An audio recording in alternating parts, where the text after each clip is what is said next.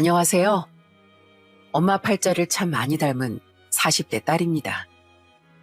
딸은 엄마 팔자를 닮는다며 엄마는 외동딸인 제 인생을 많이 염려하셨어요. 살아생전 엄마는 고생을 참 많이 하셨거든요. 그런 엄만 제게 가장 소중한 가족이자 떠올리기만 해도 가슴 저릴 만큼 안쓰러운 존재이기도 하셨죠. 그런데 제 남편이란 인간은 그런 저희 엄마께 잘해주기는커녕 남보다도 못한 취급을 하더군요. 그러면서 또 자기 부모는 내 부모처럼 여겨주길 바라는데 정말 어이가 없더라고요. 물론 전 그 인간을 지구 끝까지 뻥 차버렸습니다. 그때 이야기를 지금부터 풀어내보려고 하는데 부디 제 이야기가 여러분께 재미를 드렸으면 좋겠네요. 그럼 시작해볼게요.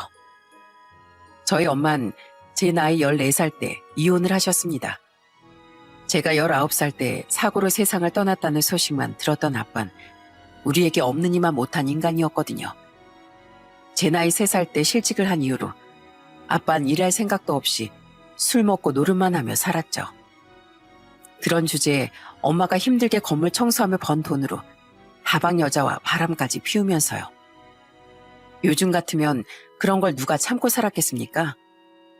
하지만 당시만 해도 이혼이 흔치 않은 시대였기에 엄마는 어떻게든 아빠를 어르고 달래서 잘 살아보려고 하셨어요.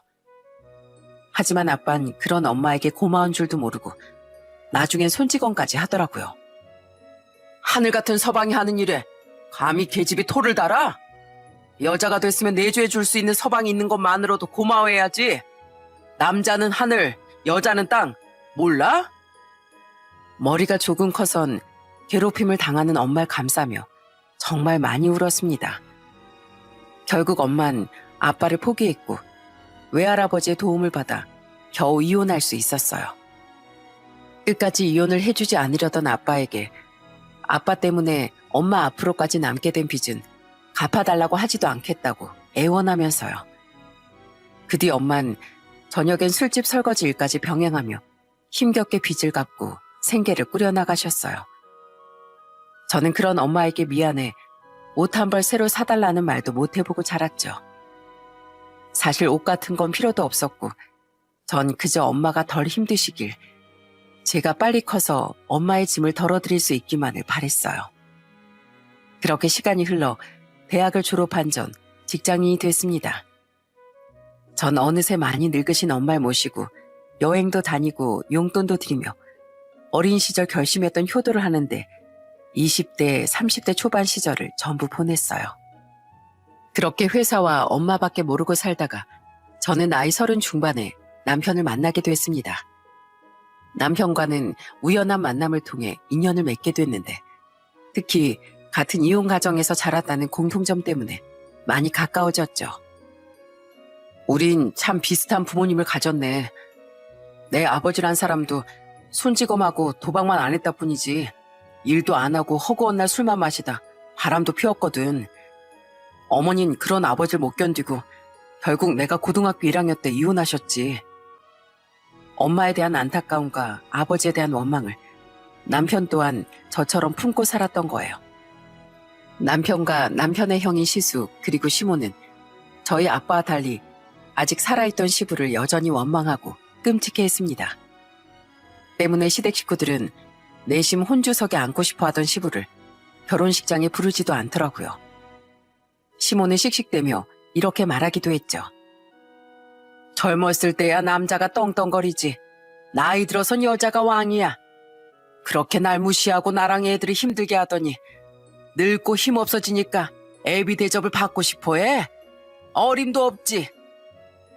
그런 시댁 배경이 어찌됐든 저는 무사히 남편과 결혼을 했습니다. 이후 저는 연년생 2 아들을 낳았어요. 그때까지만 해도 남편과 저는 사이가 좋았죠. 그런데 아이들을 낳고 육아관이 충돌하면서부터 평화롭던 가정엔 균열이 가기 시작했어요. 승훈아, 정훈아, 이리 와. 공공장소에서 뛰는 거 아니라고 엄마가 그랬지? 소리도 지르면 안 돼. 애들이 걷고 말을 시작하며 저는 외출에 무척 조심스럽게 됐습니다. 애들이 뛰거나 소리를 지르다가 다른 사람들에게 피해를 줄까봐 말이죠. 그런데 남편은 애들은 다 소리 지르고 뛰어놀면서 크는 거라며 식당이든 공공장소에서든 전혀 애들을 제지하지 않더라고요. 애들이 그럴 수도 있지. 뭐라고 하는 사람들이 더 예민한 거야. 애들 낳기 전엔 다른 집 애가 조그만 칭얼거려도 인상 팍 찌푸리던 사람이 뭐라는 거야? 당신은 그냥 애들 훈육하기 귀찮아서 방치하는 거잖아. 애들은 어릴 때 버릇을 잡아놔야 돼. 난 내 애들이 버릇 없게 자라는 거 절대 못 봐. 계산하는 사이에 잠깐 애들 좀 보고 있으랬더니 이게 뭐야? 당신은 참 피도 눈물도 없다. 보기만 해도 예쁜 애들한테 어쩜 그렇게 야단을 잘 쳐? 그냥 좀 냅둬. 애들이 관상용 꽃이야? 예뻐만 하면 끝이게? 게다가 아직 애들인데 저러다가 다치면 누가 책임질 거야? 애들이 예뻐서든 혼내고 달래기 귀찮아서든 남편의 행동은 애들을 망치는 길이라고 확신했습니다. 때문에 전 아닌 건 아니라고 확실히 혼을 내야 한다고 생각했어요. 그런데 남편은 제가 애들을 단속하거나 훈육하면 오히려 저에게 뭐라고 하더라고요. 그건 밖에서뿐 아니라 집에서도 마찬가지였어요. 싫어. 나 당근 안 먹어. 엄마 미워. 승훈이 너 어디서 감히 숟가락을 던져? 너 엄마가 이렇게 행동하면 혼난다고 그랬어 안 그랬어? 얼른 가서 주워와. 그리고 너 계속 반찬 투정하면 이거 다 먹을 때까지 저녁도 안 줄 거야? 애 좀 그만 울려 당신. 당신 하는 행동 보면 엄마가 아니라 무슨 계모 같아. 애들이 뭘 알겠어. 짜증나면 숟가락 좀 던질 수도 있지. 그리고 나도 당근 싫어해. 승훈아 이리 와. 아빠가 과자 줄게. 우리 이거 먹자. 주지 마. 그리고 애들이 뭘 몰라? 알 건 다 알아. 애들도 다 놀 자리 보고 다리 뻗는다고. 당신 이렇게 자꾸 오냐오냐 하니까 당신만 있으면 애들이 더 투정을 부리잖아. 그리고 과자 주지 마.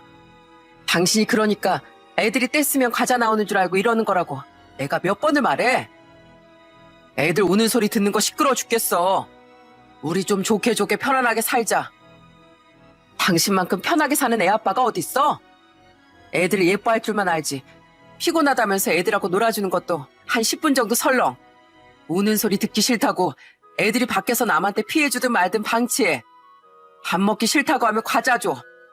그래도 뗐으면 은근슬쩍 화장실 간다면서 1시간도 넘게 안 나오잖아. 확 변기 다 부숴버릴라.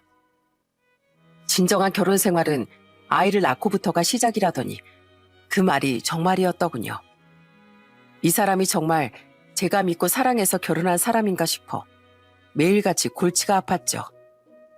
문제는 시모 또한 남편과 똑같은 태도로 나왔다는 겁니다.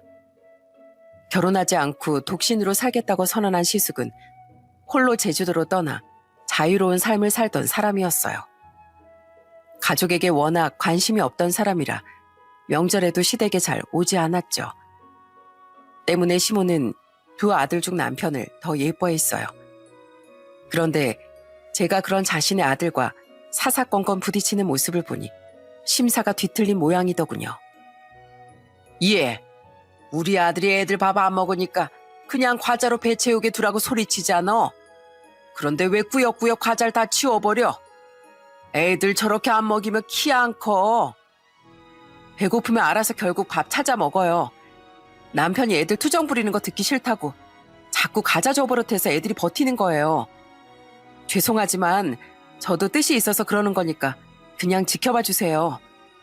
어머님도 남편 따라서 애들 오냐오냐만 하시니까 애들이 어머님네 오면 더 버티는 것 같아요. 너만 애들 부모니? 우리 아들도 뜻이 있으니까 그러는 거지. 너 웃긴다. 원래 애들은 투정도 부리고 이기적이기도 하면서 크는 거야. 그럼 어머님도 제 남편하고 아주버님이 밥상머리에서 밥그릇을 뒤엎든 숟가락을 던지든 말든 그냥 내버려 두셨어요? 맨날 과자만 먹이면서요? 아니 그건... 거봐요. 아니시잖아요. 어머님도 제 남편 방식이 잘못됐다는 거 아시면서 왜 괜히 저한테만 뭐라고 하세요? 그래도 전 어머님 앞에서 남편이랑 언제 가는 모습 안 보이려고 최대한 참고 있었는데 어머님이 보시든 말든 저한테 뭐라고 하고 있는 것도 제 남편이잖아요. 제가 어른 말씀에 이렇게 말대꾸하고 싶지는 않지만 애들 양육 문제에 있어선 차마 못 물러나겠어요. 애들을 버릇없게 키울 순 없잖아요.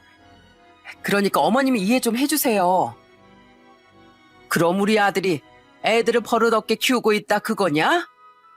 그래, 난 우리 애들 그렇게 안 키웠다만 요즘엔 좀 그렇게 키워도 돼. 요즘 무슨 아동 어쩌고 센터니 뭐니 많잖아. 나중에 문제 있으면 그런 데 보내면 되지. 애초에 문제가 없게끔 키우는 게 더 중요하죠. 시모는 제 남편보다 제가 옳다고는 절대 인정하기 싫었던 모양입니다. 말도 안 되는 억지까지 써가며 어디 여자가 남자 말에 일일이 대꾸하냐고까지 화를 냈거든요. 그렇게 여자가 어쩌고 하는 시부에게 질려 이혼까지 한 사람이 참 아이러니하지 않습니까? 당신은 꼭 어머니를 그렇게 이겨먹어야겠어? 며느리가 돼서 좀 내내하면 안 돼? 우리 어머니 불쌍한 분이야. 혼자 그런 남편하고 이혼하고 아들 둘을 키우셨잖아. 그럼 며느리가 돼서 맞춰드릴 수도 있지. 당신 진짜 이기적이다. 대체 우리 둘이서 낳은 애를 키우는데 우리 엄마 불쌍한 분이라는 얘기가 왜 나와? 왜 우리 애들 훈육 문제 당신 어머니 남자고 여자고 하는 말을 하시냐고. 내가 평소에 어머님한테 못해드린 적 있어? 나도 우리 엄마처럼 힘들게 사신 어머님 안쓰러워서 정말 잘해드린 거 당신도 알잖아. 이거랑 애들 문제는 완전히 별개지.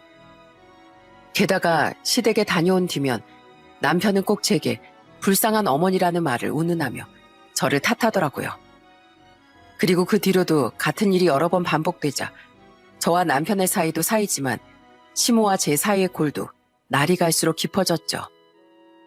그리고 결국 육아관 문제는 남편과 친정엄마 사이의 불화로까지 이어졌어요.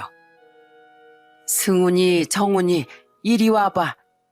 외할머니가 이렇게 좁고 사람들 많은 곳에선 꾹 참았다가 나중에 놀이터에서 뛰어놀아야 한다고 말했어, 안 했어? 그리고 너희들이 먼저 가서 부딪혔으면서 왜 그 아줌마께 사과 먼저 안 드렸어? 이리 와. 와서 죄송합니다 하고 사과드려. 엄마와 외식을 했던 어느 날 엄마 화장실에서 다녀온 새 남편은 또 애들을 방치했던 모양입니다. 그런데 하필 서빙을 하던 종업원 아주머니와 부딪혀 큰 사고가 날 뻔했어요. 다행히 다친 사람도 깨진 물건도 없이 모두 무사했지만 애들이 사과하기도 전에 남편이 애들을 뒤로 쏙 숨기는 게 아니겠어요? 아직 어렸던 애들은 자신들이 잘못한 일이 아닌 줄 알고 의기양양해했죠. 다른 거 몰라도 버릇 없는 것만은 절대 참지 못하셨던 엄만 저보다 먼저 달려가 아이들을 야단치셨어요. 장모님, 왜 사람들 많은 데서 애들을 무한 주세요? 그리고 거기서 사과시키면 어떡해요? 그 사람들이 행여 피해 보상이라도 하라고 할까봐 제가 먼저 큰소리 치려고 한 건데. 세상에, 나서봐. 그게 무슨 큰일 날 소린가? 잘못을 했으면 당연히 사과라고, 보상할 일이 있으면 보상도 해줘야지. 애들에게도 그런 당연함을 가르쳐야지. 회피하고 덤탱이 씌우는 일을 가르치려고 들면 어떡해? 내 그동안은 자네가 애들을 버릇없게 키우는 것 같아도 양육은 부모의 역할이니까 아무 말 안 했네. 자네랑 우리 딸이 어련히 잘 상의해서 키우겠거니 싶어서. 그래도 아닌 건 아니라고 오늘은 꼭 말해야 할 것 같네. 애들 그렇게 키우면 안 돼. 또 자네도 밖에 가서 그렇게 행동하면 안 되고. 뻔뻔한 남편의 말에 저뿐 아니라 엄마도 기겁을 하며 남편을 나무라셨습니다. 그러자 남편은 아무 말도 못하고 입만 삐죽거리더라고요. 그리고 그날 예정대로 우린 엄마의 집에서 하룻밤을 잤는데 술에 취한 남편이 엄마에게 술주정을 부리는 거예요. 장모님이 제 집사람을 귀하게 여기는 만큼 저도 저희 어머니가 귀하게 키운 자식이에요. 근데 왜 귀한 남의 집 자식을 그렇게 혼을 내세요? 저 어디 가서 그렇게 혼나고 그럴 사람 아닙니다. 이 모습을 저희 어머니가 보셨으면 피눈물을 흘리셨을 거예요. 예끼 이 사람아, 어디서 감히 장모한테 술주정인가? 그 삿대질 대신 계속 휘두르는 젓가락 안 내려놔? 내가 사부인이었으면 자기 장모한테 술주정 부리고 다른 사람들한테 이기적으로 구는 자네 모습 보고 피눈물을 흘렸을 거네. 그날 남편은 결국 엄마께 호되게 혼이 났습니다.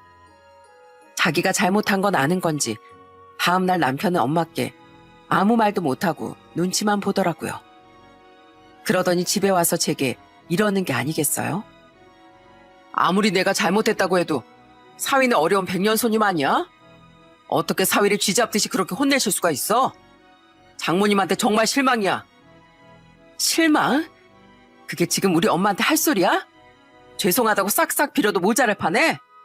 그리고 왜 당신 어머니 나한테 툭 하면 뭐라고 하는데 우리 엄마는 당신한테 그런 소리도 한번 못해? 왜 사위는 어렵고 며느리 만만해서? 웃기는 소리 하지 마.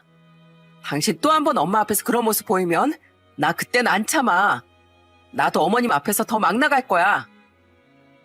제가 크게 화를 내자 남편은 혼잣말로 구시렁대기만 했습니다.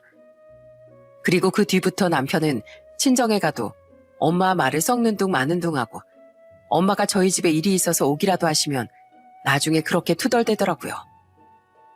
장모님은 집도 서울이시면서 왜 우리 집에 오시는 거야?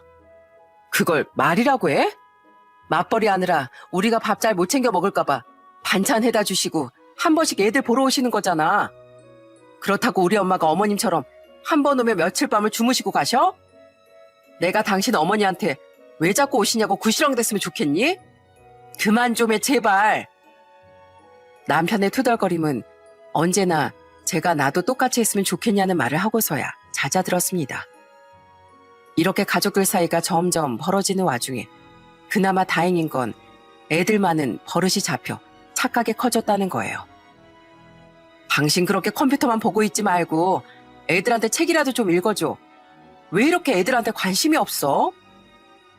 애들이 어릴 적부터 애들 훈육과 교육엔 관심이 없었던 남편은 애들이 커갈수록 더욱 무관심해지더군요.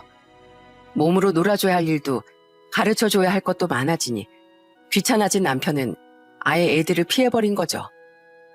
그리고 남편은 소액으로 시작한 주식에 완전히 맛이 들려버렸어요. 그래도 그땐 자신의 용돈으로 하는 거니 별 신경을 쓰지 않았는데 어느 날 그 인간이 사고를 쳐버렸더라고요. 뭐? 회사를 그만둬? 나랑 상의도 없이?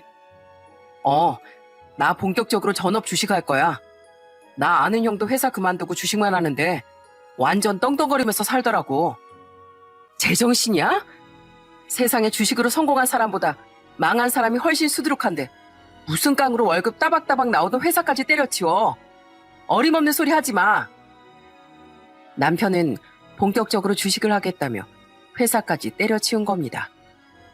주식으로 주저앉았다는 집 얘기를 제가 한두 번 들어봤겠나요? 저는 집이 망하는 건 막아야겠다 싶어 우선 경제권을 전부 빼앗았어요. 가난하게 커봤으니 절대 애들에게만은 가난이 뭔지 알게 하고 싶지 않았거든요. 그랬더니 이 인간이 멋대로 퇴직금의 대출까지 받아서 기어코 주식에 투자를 하더라고요. 그 결과가 어떻게 됐을 것 같나요? 대출까지 받았었다고? 나도 모르게? 그것도 3천만 원? 이 인간아, 돌았어? 그렇게 무책임한 당신 아버지처럼 살기 싫다더니 당신이 지금 한 짓이 당신 아버지랑 다를 게 뭐야? 내가 못 살아 정말. 제게 갚을 능력은 있었다지만 3천만 원이 위 집 개 이름입니까? 남편은 퇴직금과 대출금까지 결국 전부 날렸더라고요. 그리곤 잘못했다며 납작 엎드려 있더니 바로 얼마 뒤의 명절날 저희 엄마께 돈까지 빌리려다 제게 현장을 딱 걸린 겁니다. 일부러 엄마가 걱정하실까봐 말을 안 했었는데 그 왼수가 자기 입으로 술술 털어놓은 거죠. 그리고 그때 엄만 제가 뒤집어 엎기 전에 저보다 먼저 남편을 호되게 혼내셨어요. 내가 자네 결혼할 때 뭐라고 했었나? 우리 딸이 무책임하고 무능력한 자기 아빠 때문에 상처가 많으니 부디 고생만 시키지 말아달라고 부탁했었지? 근데 무턱대고 회사를 그만둔 것도 모자라 내 딸 몰래 대출까지 받아서 그걸 다 날려? 내가 자네가 멋대로 회사 그만둔 거 몰랐을 것 같나? 우리 딸 성격에 절대 안정적인 회사를 그만두고 주식에만 올인하라고 했을 리가 없을 텐데 자네랑 혜은이가 말은 안 했어도 다 짐작하고 있었지. 하지만 장모님, 저도 열심히 살아보려다 이렇게 된 건데 너무 뭐라고 하시는 거 아니에요? 시끄럽네.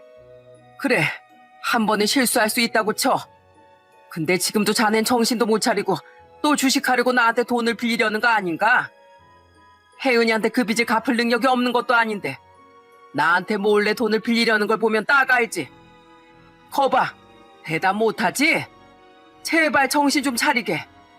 자넨 어린애가 아니고 철왕의 애가 둘이나 있는 가장이야. 가장이 책임감을 버리면 그 가정은 위태로워지기 마련이야. 제발 우리 딸 눈에서 눈물 좀 나게 하지 말게. 그런 엄마 앞에서 어찌나 부끄럽던지요. 남편 또한 할 말이 없었는지 아무 말도 못하고 고개만 떨궜죠. 그리고 그날 집에 돌아와 크게 화를 내던 제게 남편은 싹싹 빌며 2번 다신 주식에 손을 대지 않겠다고 약속하더라고요. 어떻게 그 와중에 또 주식을 해보겠다고 엄마한테까지 돈을 빌리려고 들어. 그렇게 돈이 필요하면 당신 엄마한테나 먼저 빌리지 그랬어. 우리 어머니는 지금 이불 가게가 거의 망해가서 돈 없으신 거 잘 알잖아. 우리 어머니한텐 살고 계신 집 한 채가 전부야. 됐고, 당신은 구제불능이야. 빚이 얼마골 떠나서 난 당신처럼 대책 없고 무능력한 사람 절대 믿고 못 살아. 주식은 도박이랑 똑같아서 손이라도 자르지 않는 한 못 끊는다고 그랬어. 못 산다? 여보, 내가 잘못했어. 사람은 다 깨지고 다치면서 인생을 배우는 거라잖아. 그리고 당신도 알지? 나도 당신만큼이나 무능력한 아버지를 뒀었잖아. 나라고 그렇게 되고 싶었겠어? 나 애들 생각해서라도 주식 딱 끊고 이제부턴 성실하게 살게. 제발 한 번만 믿어줘. 남편은 그 뒤 일주일 동안 제게 싹싹 빌었습니다. 자기 아버지에 대한 상처와 애들까지 들먹이는 남편의 말에 저는 처음이자 마지막으로 눈을 감아주기로 했어요. 저만 생각하면야 봐주고 자식을 떠나 이혼해버렸겠지만 저를 걱정하던 엄마와 아직 어린 2 아들이 마음에 걸렸거든요. 대신 또 한 번 주식에 손을 대면 이혼하겠다는 각서를 받아뒀죠. 이후 주식을 그만둔 남편은 사무직이 취직이 잘 되지 않아 물류센터 일을 시작했습니다. 아휴, 허리야. 아휴, 진짜 난 몸 쓰는 일은 안 맞아. 당신은 좋겠다. 편하게 앉아서 일해서. 그 안정적인 직장을 자기 발로 때려치우고 나온 게 누군데 남편은 자꾸 제가 편하게 일한다는 식으로 은근슬쩍 불평불만을 하더군요. 입을 확 깨매버리고 싶었지만 물류센터 일이 얼마나 고되고 힘든지 주위에서 들었었기에 저는 입을 꾹 닫고 파스를 붙여줬습니다. 그래도 그렇게나마 제가 대신 갚아준 빚을 메꾸고 성실하게 살려는 의지를 보였으니까요. 그런데 남편은 시모 앞에서까지 또 저딴 말을 들먹이더라고요. 예, 너 우리 민균이 밥은 잘 헤매기고 있는 거지? 행여나 저렇게 고생하는 애한테 집안일이나 애들 보는 일 시키지 말거라. 넌 저렇게 성실하게 사는 남편 둔 걸 감사히 여길 줄 알아야 돼. 난 우리 민균이 같은 남편이 있었으면 매일 고맙다고 절이라도 했을 거다. 절이라면 저한테 해야죠. 멋대로 일도 그만두고 주식으로 퇴직금 대출금 다 날린 걸 용서해준 대인배가 저 아닌가요? 그리고 이 사람 원래부터 집안일하고 육아엔 별로 참여 안 했었어요. 남편이 곱게 보이지 않았는데 저에게 미안해하긴커녕 저런 말이나 하는 시모가 곱게 보였겠습니까? 그래도 저희 엄마와 비슷한 인생을 살아오신 분이니 연민을 가지고 며느리 도리는 하며 살고 있었는데 도리고 뭐고 다 때려치우고 싶더라고요.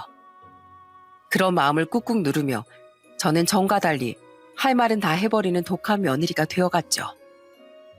하지만 아무리 생각해도 내가 결혼을 잘못해도 너무 잘못했다 싶은 마음이 들더군요.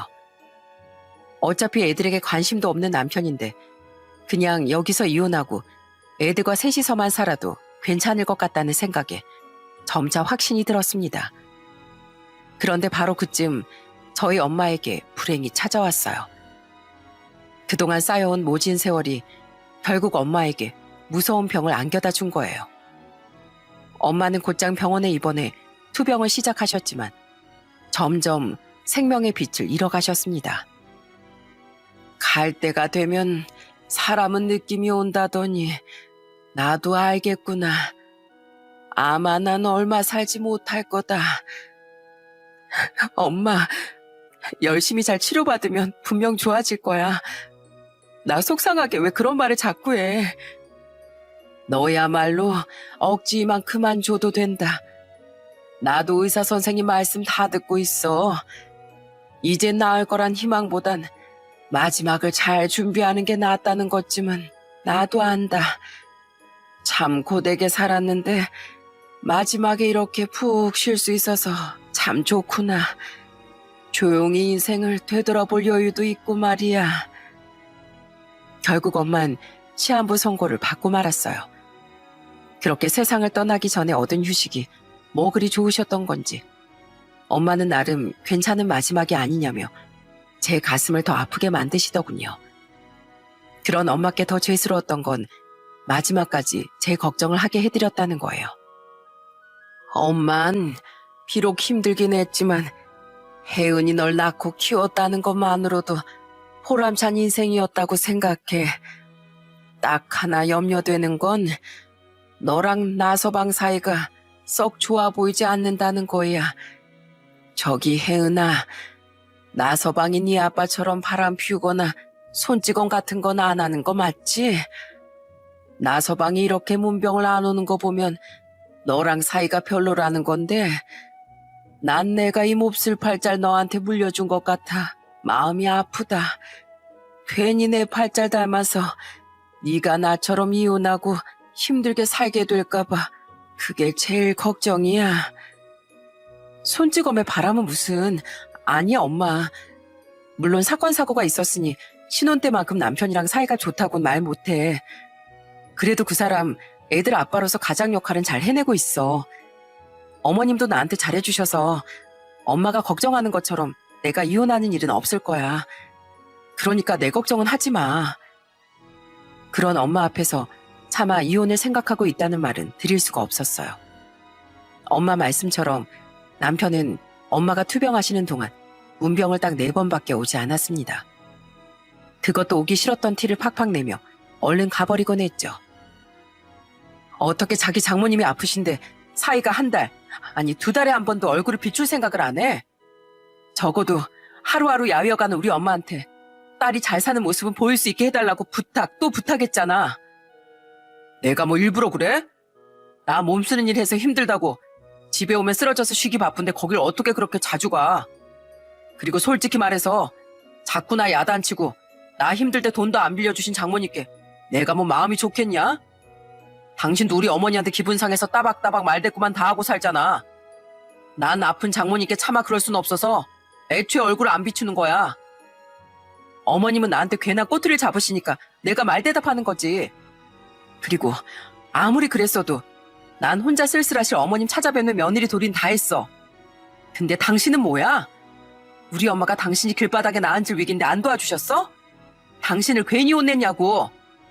당신이 버릇없게 구니까 참다 못해 혼내신 거고 당신이 또 주식할까봐 그 돈 안 빌려주셨을 뿐이잖아.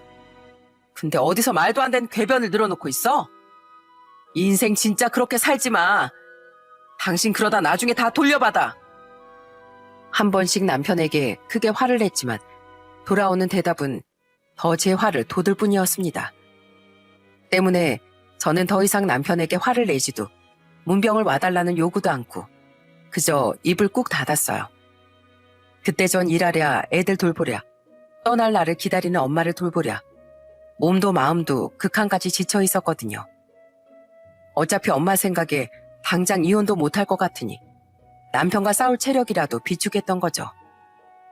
하지만 서울에 일이 있다며 올라왔던 시모가 저희 집에서 자고 갔던 날 저는 또 한 번 화가 폭발하고 말았어요. 제가 자는 줄 알고 거실에서 둘이 속삭이던 시모와 남편의 기함할 만한 말을 들어버렸거든요. 이해, 네 장모가 남길 유산이 7천쯤 된다고 했지? 네, 저번에 몰래 알아봤어요. 현금만 그 정도고 장모님 사시던 집도 집사람 앞으로 남겨질 테니까 실제로는 더 많죠. 어차피 그 집 팔 거 아니냐? 그럼 그 돈 엄마 좀 줄래? 좀 기다려보세요. 저 물류센터 일 더는 못하겠거든요. 삭신도 쑤시고 이런 무식한 일을 내가 왜 하고 있어야 하나 싶고 장모님 유산 넘어오면 집사람 슬슬 꼬드겨서 다시 주식이나 해보려고요. 그 독한 것이 주식을 하게 두겠니? 당연히 가만 안 두죠. 지금 두 사람 멀쩡히 살아계신 우리 엄마 재산을 두고 무슨 김칫국을 마시고 있는 거예요? 뭐 이런 몰상식한 사람들이 다 있어. 그들은 자기들 것도 아니게 될 저희 엄마 유산을 가지고 멋대로 미래 계획을 세우고 있었더라고요. 기가 찼던 전 방문을 열어젖히고 거실로 나가 소리쳤습니다. 그러자 두 사람은 찔리기는 찔렸는지 허둥지둥하며 각자 작은 방과 안방으로 번개처럼 들어가 버리더군요. 화가 나서 한참을 씩씩대던 전 안방으로 들어가 코를 고는 척하는 남편에게 냅다 베개를 휘둘려 버렸죠. 감히 우리 엄마 유산에 대해서 쥐가 뭔데 이러쿵 저러쿵을 하고 있어? 줄 사람은 생각도 없는데 김칫국 마시지 마. 가뜩이나 3일 동안 잠도 제대로 못 자서 쓰러질 것 같은데 나 열도 그만 받게 하고 당장 침대에서 내려가. 그렇게 네가 좋아하는 네 엄마 옆에서 자. 그렇게 남편을 시모 옆으로 쫓아낸 전 쓰러지듯 잠이 들었습니다. 피곤했던 데다 화까지 냈더니 방전이 되어버린 거죠. 그리고 다음날 일어났더니 집으로 돌아갔는지 시모도 없고 출근했는지 남편도 없더라고요. 당시 엄마의 간병을 위해 휴직 중이었던 전 차라리 안 보는 게 속 편하다고 생각하며 아이들의 어린이집 등원을 준비했습니다. 그리고 그로부터 고작 2주 뒤 엄마는 영영 제 곁을 떠나시고 말았죠. 엄마, 어떻게 이렇게 갑자기 떠날 수가 있어? 나한테 마지막 인사도 안 해주고 왜 이렇게 급하게 가? 엄마, 꼭 다음 생에 태어나면 차라리 내 자식으로 태어나줘. 그럼 그땐 내가 엄마한테 받았던 거 다 돌려줄게. 내가 엄마를 고생이라고는 알지도 못하는 행복한 어리광쟁이로 키우고 보살펴줄게. 잘 가, 엄마. 갑자기 혼수 상태에 빠졌던 엄만 그대로 의식을 찾지 못하고 며칠 뒤 돌아가셨던 겁니다. 때문에 전 엄마의 유언조차도 듣지 못했죠. 심지어 그때 남편은 오랜만에 친구들과 술 모임을 한답시고 제 전화를 받지도 않아 엄마의 임종조차 지키지 못했어요. 그런 인간이 가증스럽게도 장례식장에선 슬픈 척을 하고 앉아있는데 당장 내쫓고 싶은 걸 겨우 참았습니다. 엄마의 마지막 가시는 길에 소란을 일으키고 싶지 않아서요. 시모 또한 조문을 왔었는데 뻔뻔하게도 저희 엄마의 영정사진 앞에 대고 이런 말을 하더라고요. 사부인, 부디 따님 걱정은 마시고 편히 쉬세요. 며느리도 자식이나 마찬가지인데 이제 사부인 따님은 제가 친딸처럼 여기고 살겠습니다. 평소였으면 그래도 고마운 마음이 들었겠지만 고작 몇 주 전 저희 엄마의 유산을 운운하던 사람의 말이 진심으로 들릴 리가 없었습니다. 엄마의 장례를 마친 뒤에도 한동안 저는 정신이 없었어요. 엄마의 흔적을 정리하고 현실적인 문제들을 정리하느라 말이죠. 게다가 여전히 저는 애들을 챙겨야 했고 더 이상 미룰 수 없던 복직까지 하느라 잠시 남편과 이혼 문제를 뒤로 미뤘었습니다. 그렇게 대부분의 일을 처리하고 회사에도 적응하며 저는 겨우 여유를 찾았어요. 그때서야 전 이제 남편과 이혼에 대해 이야기해야겠다고 생각했죠. 그런데 딱 그 시기에 이놈이 기가 찬 일을 벌였더라고요. 이게 웬 짐들이야? 당신 왔어? 이거 우리 어머니 거야. 나 오늘 휴가 쓰고 어머니 모시고 왔거든. 어머님을 여기로 모시고 왔다고? 그래, 민균이가 이제 나 모시고 산다더라. 그래서 나 어차피 폐업하려던 이불 가게도 정리하고 집도 팔아서 아예 여기로 들어왔다. 나도 이제 나이가 있는데 며느리한테 밥상 받으면서 좀 편하게 살아야 하지 않겠니? 엄마가 돌아가신 지 한 달도 안 됐던 그날, 저는 회사에 출근했다가 어린이집에서 애들을 데리고 집에 돌아왔어요. 그런데 그날 저 몰래 남편은 시모를 집으로 들였더라고요. 제가 정신없이 엄마의 흔적을 정리하는 사이 그들은 저도 모르게 시모의 집도 가게도 팔고 합가를 계획했던 거예요. 시모는 뻔뻔한 표정으로 이제 제게서 밥상을 받으며 살겠다고 말하더군요. 그리고 그 옆에서 남편은 황당한 표정의 제게 한술 더 떠서 말했어요. 표정이 왜 그래? 우리 어머니가 장모님 장례식장에서 하신 말 잊었어? 이젠 당신을 친딸처럼 여기시겠다잖아. 그럼 자식인 당신도 우리 어머니를 앞으로는 친엄마라고 생각하면 좋지 않겠어? 그럼 하늘에 계신 장모님도 딸 걱정 덜으실 수 있을 거 아니야. 시어머니도 부모니까 그냥 당신 엄마한테 효도 못한 거 우리 어머니한테 한다고 생각해. 장모님 돌아가시는 거 보니까 나도 더 늦기 전에 어머니께 효도해야겠다는 생각이 들더라고. 그래서 어머니 모셔온 거야. 효도? 그러는 넌 우리 엄마를 똑같이 부모라고 생각해서 운병을 고작 4번 왔니? 그래서 우리 엄마 임종도 안 지키고 술을 처먹고 있었어? 이해. 너 어째 날이 갈수록 내 아들한테 말하는 말본새가 건방져진다? 이제 너한테 남은 가족은 우리뿐이야. 우리가 네 전부라고. 그럼 앞으로 우리한테 잘해야지. 아내로서 남편 내조도 성실히 하고 시모인 나도 잘 모시고. 그리고 저기 네 엄마 유산이 있지? 저번엔 우리가 당황해서 아무 말 못했었는데 생각해보니까 아무리 사부인 유산이라고 해도 네 돈은 우리 아들이랑 같이 관리하는 공동재산인 거 아니겠니? 너흰 부부잖아. 그러니까 그거 우리 아들한테도 좀 나눠줘라. 심상치 않아지는 분위기에 전 아이들부터 방으로 들여보냈습니다. 그리고 말 같지도 않은 말을 하던 시모에게 비웃음을 흘리며 말했죠. 공동재산 같은 소리 하네. 내가 왜 저 인간이랑 부부예요? 마침 잘 됐네요.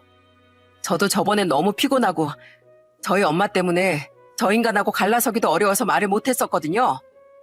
안 그래도 언제 말 하나 했는데 오늘 말하면 되겠네요. 야 남인균, 너 어따 대고 지금 침을 흘리니? 난 너랑 이혼할 거야. 근데 무슨 부부 공동재산 타령이라니 네 엄만. 뭐 이혼? 갑자기 그게 무슨 소리야? 갑자기라니. 그럼 내가 정신 나갔다고 우리 엄마 병문안도 안 오는 인간하고 평생을 같이 살 줄 알았니? 엄마가 속상해 하실까봐 잠깐 참은 거지. 근데 내가 아무 말 안 하니까 무슨 호구인 줄 알았나 봐. 그리고 너 어차피 저번에 나랑 각서 썼던 거 기억하지? 주식에 또 손대면 당장 이혼이라는 거. 너 저번에 우리 엄마 유산으로 주식할 생각하다가 나한테 딱 걸렸던 거잖아. 그것만으로도 이혼 사유 충분하지. 말도 안 돼. 난 아직 생각만 했지 주식에 손도 안 댔어. 근데 무슨 각서 타령이야. 다시 그걸 할 생각을 하고 있었다는 것 자체가 이미 각서 내용을 어긴 거지. 넌 미수라는 말도 모르냐? 미수도 엄연한 범죄야. 그거랑 똑같은 거지. 그리고 그거 아니어도 네가 나한테 이혼당할 사유는 A4 용지 한 장을 가득 채우고도 남아. 그러니까 넌 네 엄마 모시고 평생 효도하면서 잘 살아. 그렇게 애틋해하는 두 모자끼리. 예. 아이 우리 아들이 할 줄 아는 게 뭐가 있다고 혼자 나를 모시고 살아. 넌 애가 참 별나다. 결혼했으면 여자가 참고 살 줄도 알고 시애미 공경도 좀 하고 사는 거지. 무슨 이런 일로 이혼이야? 제가 이혼 선언을 하니 두 모자는 당황을 하더군요. 이것들이 제가 좀 참아줬더니 저를 완전 물러한 거죠. 게다가 저희 엄마까지 돌아가셨으니 저를 마음대로 휘두를 수 있다고 생각한 모양이었어요. 저는 그 경우 없는 두 모자에게 정신이 번쩍 들도록 일침을 가했습니다. 어머님, 아니 아줌마. 아줌마도 아줌마 남편한테 그렇게 시달리고 살았으면서 며느리한테도 여자가 어쩌고 저쩌고 하고 싶어요? 그렇게 꼴불견으로 행동했던 아줌마 남편 최유가 어땠어요? 가족한테 다 버림받고 자식 결혼식에 참석도 못했죠? 아줌마 아들이 이제 그 꼴이 된 거예요. 아줌마랑 환상의 합작을 만든 결과가 그거라고요. 아시겠어요? 당신 지금 우리 어머니한테 그게 무슨 말버릇이야? 이제 이혼할 건데 그럼 내가 어머님이라고 불러야 하니? 당신도 참 웃기다. 총각 시절엔 자기 어머니 모시고 살 생각은 눈꽃만큼도 안 했으면서 이제 와서 모시고 효도하고 살고 싶다고? 그렇게 생색은 당신이 다 내고 밥해 바치랴 집안일 하랴 고생은 내가 다 하게 하면서? 웃기고 있네. 그래, 당신이 바라는 효도 앞으로 마음껏 해. 나랑 우리 애들은 빠져줄 테니까. 나 붙잡지 마. 나 엄마 잃은 지 얼마 안 된 사람이야. 눈에 뵈는 게 없다고. 애들 아빠든 어른이든 간에 확 다 엎어버리는 수가 있어. 저는 그 뻔뻔한 모자를 내버려 두고 애들을 데리고 곧장 친정엄마의 집으로 와버렸습니다.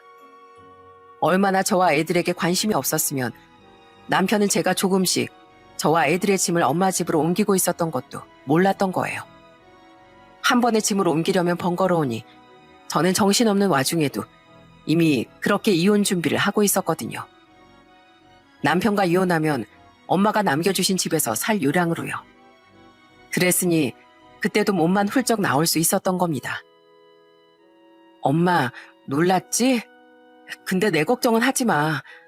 물론 이혼 안 하고 잘 사는 모습 보여주는 게 가장 좋았겠지만 엄마도 알잖아. 세상엔 없는 이만 못한 남편, 아빠도 있다는 걸 말이야. 난 비록 이렇게 이혼하겠지만 그래도 엄마가 걱정 안 하게끔 씩씩하게 잘 살아 보일게.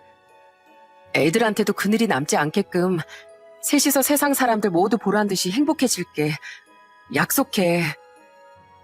저는 방에 모셔둔 엄마의 사진을 보며 죄송한 마음에 괜히 주절거렸습니다. 그리고 엄마께 드린 말처럼 정말 보란 듯이 아이들과 행복하게 살겠다고 다짐했죠. 당신 여기 있지? 당신이 갈 데가 어디 있겠어? 왜 나랑 어머니 전화 안 받아? 당장 문 열어. 열라고. 이혼할 땐 하더라도 돈 문제는 확실히 정리해야 할 거 아니야. 장모님 유산 그거 나랑 나눠야지. 어쨌든 아직은 우리 부부니까 나한테도 권리가 있는 거잖아. 제가 전화를 받지 않자 며칠 뒤 남편이 집으로까지 찾아왔더군요. 이미 한 번쯤은 예상한 일이라 저는 현관문을 활짝 열었어요. 대신 남편을 집에 들이진 않고 한 손에 무선 미니 청소기를 든 채로요. 그리고 남편 눈앞에 청소기를 들이대며 말해줬어요.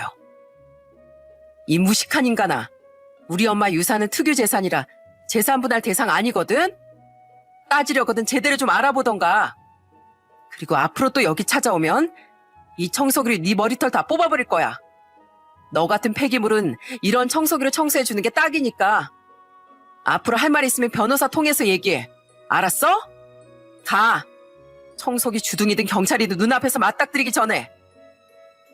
제가 위협적으로 청소기 전원까지 켜버리자 그놈은 기겁을 하고 줄행랑을 쳤습니다. 어차피 그놈이 버틴다고 한들 그놈이 이혼당하지 않을 방법은 없었어요. 법정 싸움까지 가도 결과는 같았을 테니까요. 그렇게 전 자기 부친처럼 무책임하고 못돼 처먹었던 그놈과 결국 이혼하게 됐죠. 그놈은 예전에 자신이 말아먹은 돈 때문에 꽤나 불리한 재산 분할을 받아야 했어요. 게다가 재산 분할 대상에 우리가 살던 대출금 낀 집값까지 포함되어 있었기에 그놈은 이사를 가지 않고 제게 돈을 주기 위해 시모에게까지 손을 벌려야 됐다고 하더라고요. 때문에 시모는 자신의 집을 판 돈 일부를 제게 넘기는 꼴이 되고 말았죠. 그렇게 겨우 이혼한 저는 애들과 씩씩하게 살기 시작했습니다. 아이들의 양육권 또한 가까스로 제가 가져올 수 있었거든요. 대신 면접 교섭권 때문에 한 번씩 아이들을 전 남편에게 보여줘야 했는데 이혼한 지 2년이 지났던 얼마 전에 어느 날 9살이 된 큰아들이 제게 이러는 겁니다. 엄마, 아빠가 다음에 만날 땐 아빠 돈 없으니까 우리가 밥 좀 사래요. 엄마한테 용돈 받아서요. 참 황당했어요. 기가 막혔던 전 정말 오랜만에 전 남편에게 전화를 걸었습니다. 그때 전 남편은 제게 한심하기 짝이 없는 목소리로 울먹이기까지 하며 이러더라고요. 당신 애들한테 다음부턴 밥을 사달라고 했다며? 제정신이야? 그럼 어떡해. 사실 나 작년에 물류센터를 그만두고 다시 주식했다가 쪽박 찼단 말이야. 엄마가 빌려주신 어머니 전 재산까지 전부 다 잃었어. 심지어 잃은 돈 복구해보겠다고 또 대출받은 돈까지 날려서 지금 그 돈 갚으려고 결국 집 팔고 방 하나짜리 집에 어머니랑 둘이 살고 있어. 근데 애들한테 밥 사줄 돈이 어디 있겠어. 주식에 또 손을 댔다고? 당신 어머니 전 재산에 대출받은 돈까지 전부 다 날리고? 아휴, 이 한심한 인간아. 대체 왜 그러고 사니? 아휴, 몰라. 제주도 사는 형한테라도 가서 신세 좀 지려고 했더니 자기 인생에 짐이 되지 말라면서 아예 연락을 끊어버리더라고. 진짜 저밖에 모르는 인간이야. 저기 여보, 나 안 그래도 말하려고 했는데 나 애들 그냥 안 보고 살게. 어차피 나한테 밥 사라고 당신이 애들한테 돈을 줄 것 같지도 않고 나 애들한테 밥 사줄 돈도 없어. 지금도 편의점 알바하면서 어머니도 겨우 봉양하고 있단 말이야. 돈이 없으니까 애들은 자식이 아니고 그냥 짐이더라. 보지 마. 오히려 나도 바라던 바야. 근데 기어코 면접 교섭권 운운하면서 자기가 먼저 애들 보겠다고 난리더니 이게 뭐 하는 짓이야? 어차피 애들도 당신 만나면 할 말도 없고 어색하다고 가기 싫어했어. 근데 이 한마디만 하자. 당신은 그렇게 당신 싫어하던 당신 아버지랑 내 아빠랑 똑같은 인간이야. 무책임하고 무능력하고 이기적이고 못돼 처먹은. 그러니까 자기 자식을 짐이라고 하는 못 베어먹은 말을 짓거리지. 두 번 다시 우리 애들 눈에 띄지 마. 알았어? 그리고 아무리 돈이 없다고 해도 양육비는 꼬박꼬박 보내라. 안 그럼 확 소송 걸어버릴 테니까 끊어. 참 한심한 인간 아닙니까? 이런 인간을 잠시나마 인생의 동반자라고 생각했다니 정말 제 눈이 삐긴 삐었었나 보더라고요. 그렇게 지금 전 남편은 바람만 안 피웠다 뿐이지 딱 능력 없고 무책임한 자신의 아빠와 같은 처지가 되어 비참하게 살고 있습니다. 그래도 우리 아들이 최고라는 자신의 엄마가 곁에 있으니 그 좁은 쪽방에서 적어도 외롭진 않겠네요. 앞으로 전 남편이 또다시 주식에 손을 댈지 아니면 정신 차리고 제대로 된 일자리를 구해 살아갈진 모르겠습니다. 하지만 이젠 자식들까지 스스로 보지 않겠다고 말한 사람이니 저와는 완전 남남 아니겠어요? 그러니 앞으로 전 그 인간에게 신경 끄고 소중한 저희 애들만 잘 키우며 살아갈 생각이에요. 하늘에 계신 엄마가 더 이상 저를 걱정하지 않게끔 아주 씩씩하게 말이죠. 또한 우리 아이들의 가슴에 부모의 이혼이 불행이 아닌 엄마의 당찬 선택으로 기억되게끔 멋진 모습을 보여주며 살기 위해 최선을 다할 거예요. 안타깝게도 세상엔 예나 지금이나 여자의 희생을 당연시하게 여기는 사람들이 간혹 있더군요. 제 아버지란 사람과 전 시부, 전 남편과 심지어 같은 여자인 전 시모까지 여자가 결혼만 하면 무슨 자신들보다 아랫사람인 양 우습게 아는 사람들 말입니다. 그런 사람들에게 이 자리 빌려 한마디 하고 싶네요. 어차피 나이 들면 사람은 똑같이 약해지기 마련이니 나중에 후회하지 말고 지금 여자들에게 잘하라고요. 젊어서 마누라로 가시하면 늙어선 밥도 못 얻어 먹는다는 말이 괜히 있는 게 아니니까요. 아니면 일찌감치 우습게 여기던 여자들에게 찬밥 취급을 받고 쫓겨나거나요. 물론 남자들이 여자들에게 잘하는 만큼 여자 또한 남자들에게 똑같이 존중하고 잘해야 가정의 평화가 이루어지는 건 당연하다고 생각합니다. 기왕 결혼을 했으면 모두가 그렇게 서로를 아끼고 사랑하며 끝까지 가정을 지켜내 나갔으면 좋겠네요.